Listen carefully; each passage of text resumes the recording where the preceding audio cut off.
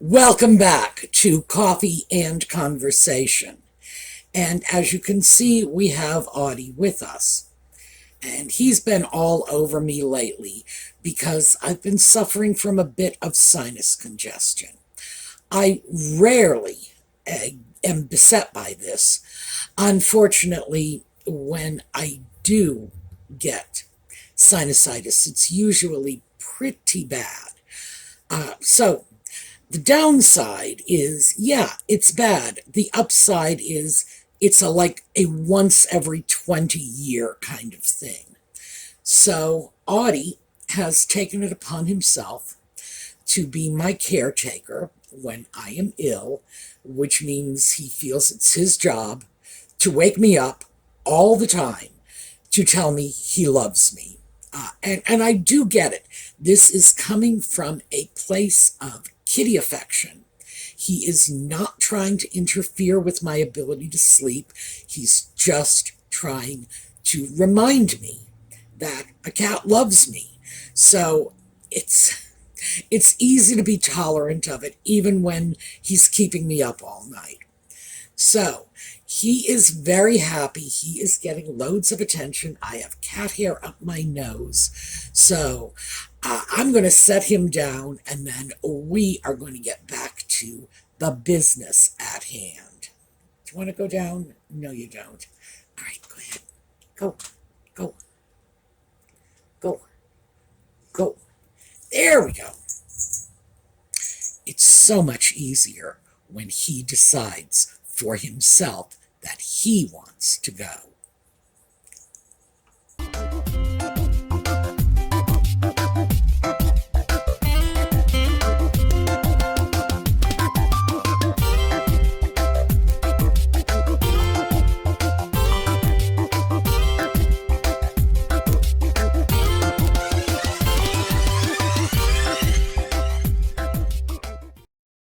So, before we get too far into this, I do want to let you know that unfortunately, I'm going to have to take some breaks. You know, the nose blowing and the coughing jags.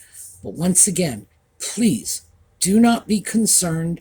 I'm always reluctant to mention any illness because you are all just such kind, compassionate people. And when I say I am not well, it's like I can feel the good vibes you are sending out to me. But remember, this is so minor in the overall scheme of things. There are people out there with serious medical issues. And for me, a little bit of sinus irritation and a devoted and doting cat who has dedicated himself to caring for me in my hour of need. So I'm going to be fine. And I'm not saying this because I want to engender your concern. No, nothing to be concerned with. This is just so minor. And, kitty cuddle. So it's like minor and there's a major upside. So I have a massive pile of boxes here. It's right now the stack is taller than I am. It looks like I am packing to move. It's going out Monday morning, and that's when the charity does pickups in my area. I love it. Oh my, I would love it if it was some day other than Monday, because Monday is also my trash pickup day. And I can't put the charity boxes in the area where the trash pickup is. And so it's always sort of a bit of a juggling act. The trash has to be to the curb, and the charity donations have to be close enough to the curb so the charity knows it's for them, but not so close that the trash people are confused and think they ought to be taking them away. So, life is an adventure. Everything will be going out Monday morning, but I have to admit, this is my second major purge.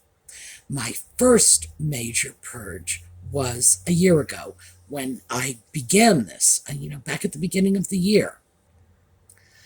That purge, the initial purge, reflected my sense of something's wrong with this picture. Going into my closet, seeing a whole bunch of stuff that I wasn't wearing, that I wasn't going to wear, like ever. And understanding that I needed to do something about that. Well, in fact, I did need to do something about that. But the initial purge was very poorly thought out, frankly. It was just a knee-jerk reaction to looking at the closet saying, this doesn't match me anymore. I don't know whose clothes these are. Well, as time moved on and I made a greater effort to try to figure out what I needed in my closet as opposed to what I had in my closet, I started to do a systematic analysis of what I'm wearing. What am I spending my time in? And that led me to the pie chart, because I do love pie charts. I gotta tell you, I love me a good pie chart. And that video, by the way, I showed you how to make a pie chart using Microsoft Excel if you want to do this yourself. So when I looked at my pie chart, I saw that about 85% of my time was spent either in sleepwear or leisure wear, and that the remaining 15-16% of fancier clothing was it's like the tip of the iceberg. That is not what I need to focus my time on. It's not. It was just not a prudent expenditure of my money. So, yes, I probably do need to have a very few nicer outfits.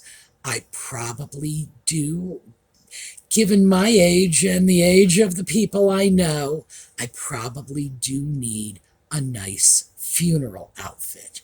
I know that sounds grim, but I'm hard on 70. That is just a fact of life.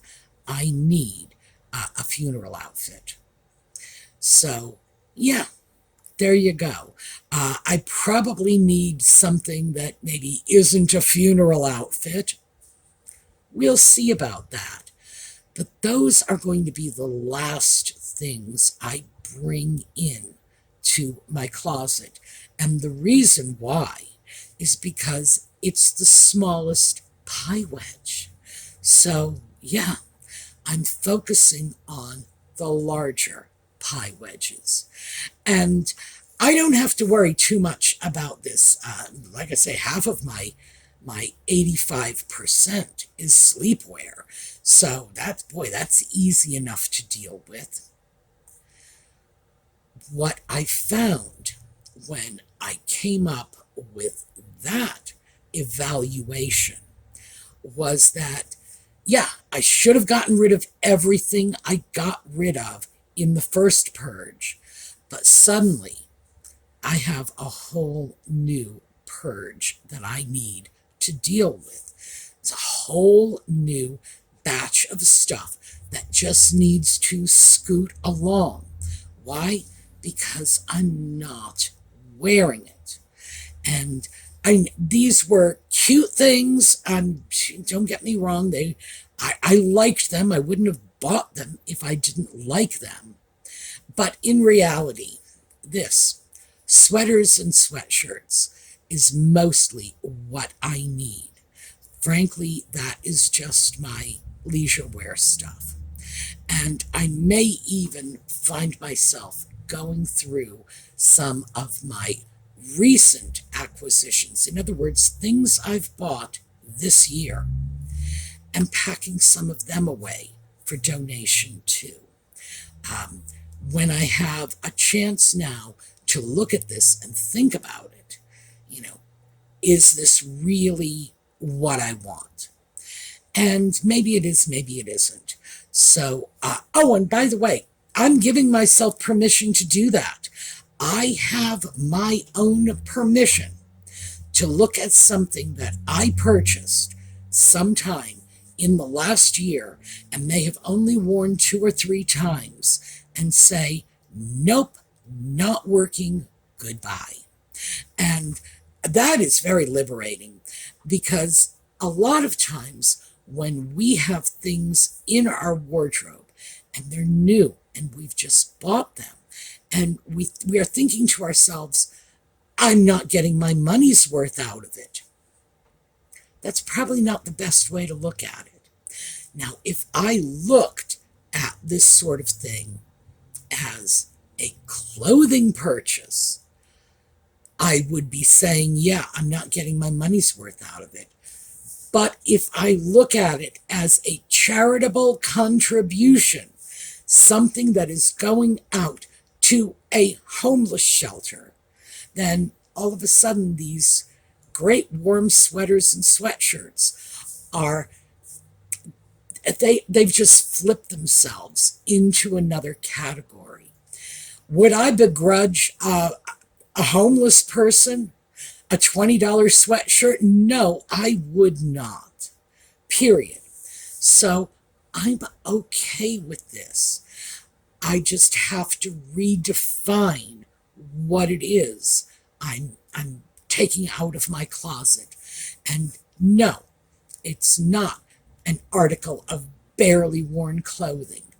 It's something warm that is going to enhance the quality of life of someone out in the community who is going to be glad to get it. And yeah, as a clothing purchase, well, that was kind of a disaster if I only wore it twice and then got rid of it. But as a charitable contribution, I can pat myself on the back and feel very good about my generosity in moving this on to someone else who can use it. So I've started to really think of disposing of things in that context. Am I getting rid of something that I paid a lot of money for and shouldn't get rid of? No. I am making a donation, and someone else is going to derive the benefit from it. So, yeah, I end up with a cleaner house. Thank you very much. Because remember, that is my goal. I end up with a cleaner house. Somebody else ends up with a warm sweatshirt or, a set of cookware I can't use anymore, And I would have to say that, to me, is making sense. But it all depends on how you look at it. So when I was initially looking at downsizing my wardrobe, it was in the context of cleaning my house and getting stuff out of my closet that I wasn't wearing. It wasn't initially in the context of trying to create a less alien wardrobe for myself. A wardrobe that was less reflecting. Well, I don't even know what it was reflecting. Was it really reflecting who I used to be? Maybe it was reflecting who I used to think I was. I don't know. So when I was looking at that, I wasn't looking at creating the wardrobe that reflects who I am now. It took a while for me to get to that point. So yeah, work in progress. I am, in fact, pretty comfortable with where things are going right now. Does this mean there will not be a third purge? No, of course not. I'm already beginning to think that maybe some of these sweaters and sweatshirts would be nice donations, that somebody else might get some benefit from this. So yeah, giving that a little thought. I have to admit, I don't think there's going to be another major purge. I think that right now, all I'm probably looking at from here on out is eliminating a few things that, because I do a lot of my clothes buying online.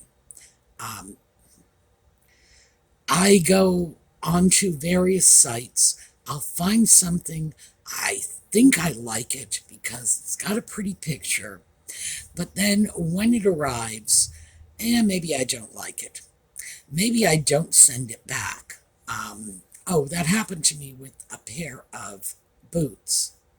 Um, they really didn't fit me properly. But we'll do a whole video on shoe buying at some point in the future. Promise you that. The boots really didn't fit properly, and they ended up getting packed up and sent out. I could justify that easily because I got them for a terrific deal. They were lovely boots, and I paid $40 for them. A leather suede leather with sheepskin lining. $40. Very nice. Somebody else is going to benefit from that. But for some reason, I just didn't want to let go of that particular deal. So, yeah, that it's like, yes, I'm happy for the bargain, and I'm going to give it to someone else. I can be fine about that. I really can. That is something that works very nicely for me. So those items, yes, I don't have any issue with donations like that. There are a few other things I've purchased recently that are perhaps not what I thought they were, not what I expected them to be. Not all of them were, super bargains like those boots. Some of them were pricier. But then I have to ask myself, at what point do I want to hang on to this mythical bargain? Oh yes, I got a good price on that. And instead of handing it over to someone else. So that's my new little adventure. I do think I'm going to have to go through and dig out a few pieces. And these are pieces I've purchased in 2023. Things that I got and I'm just not wearing them. I don't know why that is. Maybe I don't like them as much as I thought I did. Maybe they don't fit me as well as I thought they would. But I'm not wearing them. So I really think maybe it's time for them to move on. And I don't think it'll be a major purge, but I think it will be, a box of stuff. So I got to think about that one. Probably what I'm going to do is grab a nice box. And fortunately, I get all kinds of deliveries from Amazon and Walmart, and they always come in massive boxes. The item is this big, the box is like this. So, yes, I have plenty of large boxes. I may well end up sticking one of those in my closet just to make it easy for me to drop something I am no longer wearing into the box and then move on. Because if I'm not wearing it, and I do have to look at this, I may well just sort of wait until the end of the winter season and then say, you know, okay, if I haven't worn it this winter, it's going away. But that is very likely to become my next sort of mini purge. And then we are going to have to move on to other stuff. I have to get back into the doll room. That was something, well, I explained that when the dog passed away, I had a temper tantrum and just threw everything all over the place. I got the bulk of it picked up. You can see the floor now, but I need to send the dog's sweaters off to somewhere, you know, an animal shelter, a pet rescue service, something like that. So yeah, those need to go. They can't go to the same charity that I'm sending human clothing to. I don't think the human clothing people deal with pet clothing, but yes. So that will be next on my list. And then I think after that, who knows where we go, but we will go somewhere. Now, I've been noticing, because the sun is setting and the sun is all over the place here. It's all over my face. It's very strange looking. So allow me to apologize for that. Unfortunately, it's taken an unusually long time to make this particular video because of all the coughing and sneezing breaks. But we will move forward somehow. So that's what I have for you today. We are going to pick up tomorrow, and hopefully the Sudafed will kick in by then. Oh, Sudafed, I should tell you my Sudafed story. Here. Sudafed. I had to go in and buy you used to be able to get this over the counter. No big deal. And then people started using it to make, like, meth. I think that's what I think this is like the primary ingredient in methamphetamine production. Now, keep in mind, I did not get a degree in science, so my knowledge of chemistry is very limited. I couldn't, good Lord, no, not in any way equipped to run a meth lab. I did have to go in, when I was buying this, show them my passport. Oh, by the way, they weren't real happy with the passport. They wanted a driver's license. I explained I don't drive. Furthermore, a passport is, well, a passport is an even more secure form of identification than a driver's license. So it just took quite a while to get my Sudafed, but I've got it now. So I will probably be doing much, much better come tomorrow. And in the meantime, we are going to take a look at a slideshow on the way out, and you all have a terrific day.